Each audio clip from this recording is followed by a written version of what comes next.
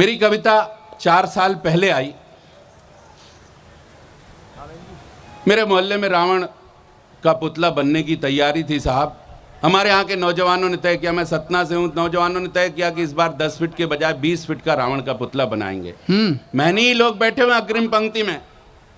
वो समाचार अखबारों में आ गया तो जबलपुर महानगर है, उन्होंने कहा अगर ये 20 फीट का बनाएंगे तो हम 40 फीट का पुतला बनाएंगे।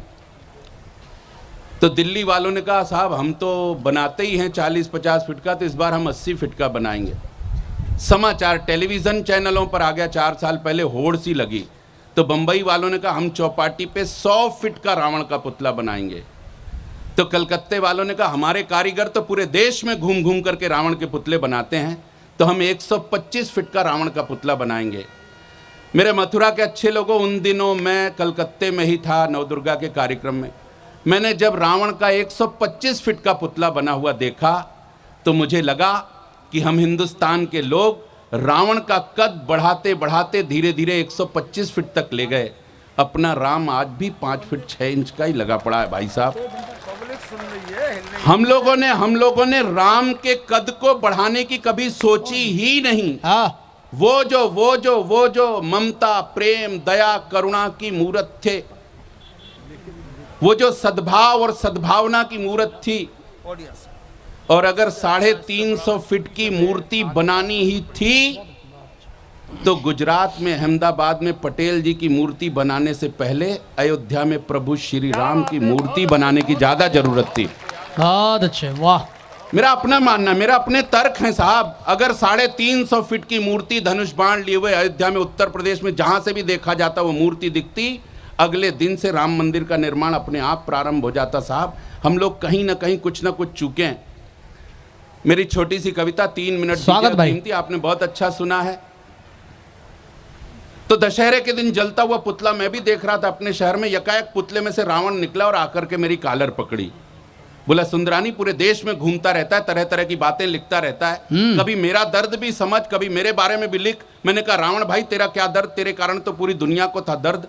लेकिन जब उसकी आंखों की कोरें गीली देखी तो मैं पास की होटल में उसको लेकर के गया, उसके साथ चाय वाय पी, नाश्ता वाश्ता किया, और जो बात निकल करके आई हिंदुस्तान के सबसे अच्छे श्रोताओं के सामने रखता हूं और समर्थन मांगता हूं कि सदियों से भोगते भोगते बड़े लोग हैं। सरदार प्रताप फौजदार उपस्थित हैं, हरिओम पवार जी उपस्थित हैं, उर्दू अदब की बहुत बड़ी कवयित्री मेरी दीदी अंजुम रहबर जी की पावन उपस्थिति है, अग्निधर्मा ये मनवीर मधुर उपस्थित है, कि सदियों से भोगते भोगते अपमान, जिल्लत, जलालत, जहालत, दशहरे के दिन जलते हुए पुतले में से निकल करके रावण जा पहुंचा अदालत।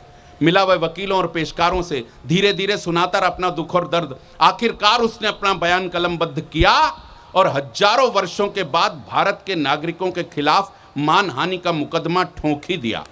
दूसरे दिन इसी बात की चर्चा थी गली और बाजारों में। दैनिक जागरण, दैनिक भास्कर, हिंदुस्तान, अमर उजाला आदि सारे अखबारों में लोग भूल गए अपने सपनों का टूटना, असरदारों के साथ मिलकर हर्षद मेहता का देश को लूटना, कलकत्ता, बंबई, दिल्ली आदि में बमों का फूटना। लोग सारी बातें भूल गए, याद रहा तो सिर्फ वो मुकदमा। इसलिए दूसरे दिन सबके कदम अदालत की ओर उठ गए।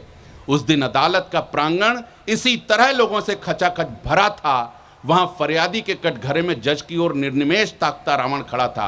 उसकी 20 आंखों से आंसू बह रहे थे जो उसकी अनकही व्यथा को लगातार कह रहे थे। जज महोदय के आदेश पर उसने अपने रुंधे हुए गले को साफ किया और हौले हौले कहना प्रारंभ किया।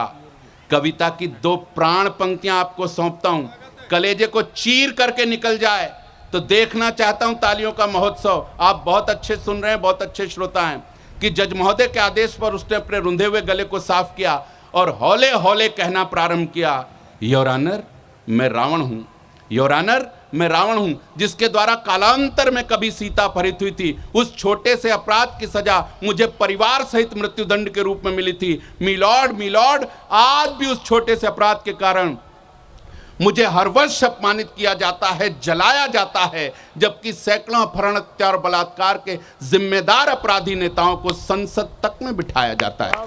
वाह वाह वाह वाह, क्या बात है, वाह। मैं सैल्यूट करता हूं आपको, मैं सैल्यूट करता हूं। क्या बात है, क्या बात, वाह वाह। मिलॉर्ड, मैं रावण हूं जिसके द्वारा कालांतर में कभी सीता परित हुई थी। उस छोटे से अपराध की सजा मुझे मृत्यु दंड के रूप में मिली थी। मिलॉर्ड, मिलॉर्ड, आज भी उस छोटे से अपराध के कारण मुझे हर वर्ष अपमानित किया जाता है, जलाया जाता है, जबकि सैकड़ों भ्रूण हत्या और बलात्कार के जिम्मेदार अपराधी नेताओं को संसद तक में बिठाया जाता है।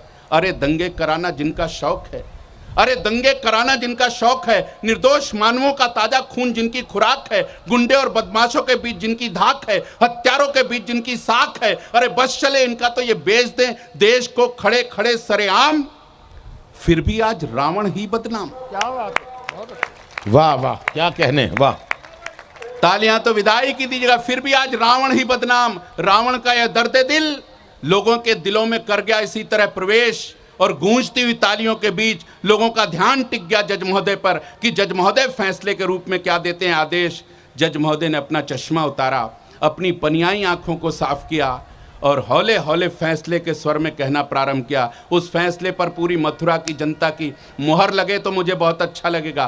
फैसले के स्वर में हौले हौले कहना प्रारंभ किया कि सारे गवाहों और बयानातों के आधार पर अदालत इस नतीजे पर पहुंची है कि बेशक पिछली कई सदियों से रावण के साथ अन्याय हुआ है, हम समझ नहीं पाए हैं उसकी आत्मा को, हमने महज उसके शरीर को छुआ है। इसलिए प्रायश्चित स्वरूप कल से प्रारंभ होने वाली आगामी सारी रामलीलाओं में राम के साथ रावण को नहीं अपितु किसी भ्रष्ट भारतीय नेता को लड़ाया जाएगा। तालियां रोक करके रखें, नेता किसी भ्रष्ट भारतीय नेता को लड़ाया जाएगा। राम के तरकश में नकली नहीं वरन जहर से बुझा हुआ असली तीर दिया जाएगा, ताकि साल दर साल देश से बोझ घट सके ऐसे भ्रष्ट नेताओं का।